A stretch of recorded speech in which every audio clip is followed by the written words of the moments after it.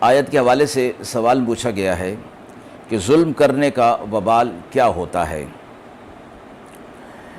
ظلم کا معنی کسی بے گناہ کے خلاف تدبیر کرنا اور اسے تکلیف پہنچانا بغیر اس کے کہ اس نے کوئی کام کیا ہو یا کوئی نقصان کیا ہو، اور ظلم کرنے والے کا وبال ظالم پر اکثر دنیا کے اندر آ جاتا ہے۔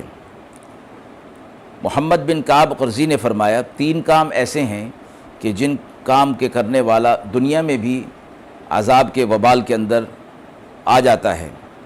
ایک یہ کہ کسی بے گناہ کے حق میں بری تدبیر کر کے اس کو ایذا اور تکلیف پہنچانا، دوسرا عام ظلم کرنا، تیسرا عہد شکنی کرنا، خصوصاً کسی ایسے شخص پر کیا جائے جو بے کس اور بے بس ہو، مجبور اور کمزور ہو اور انتقام لینے کی قدرت نہ رکھتا ہو، یا انتقام کی قدرت تو رکھتا ہو لیکن اس کے باوجود وہ صبر کرتا ہو۔ اس پر ظلم کے وبال سے دنیا میں کسی کو بھی بچتے ہوئے نہیں دیکھا گیا۔ وآخر دعوانا ان الحمد للہ رب العالمین۔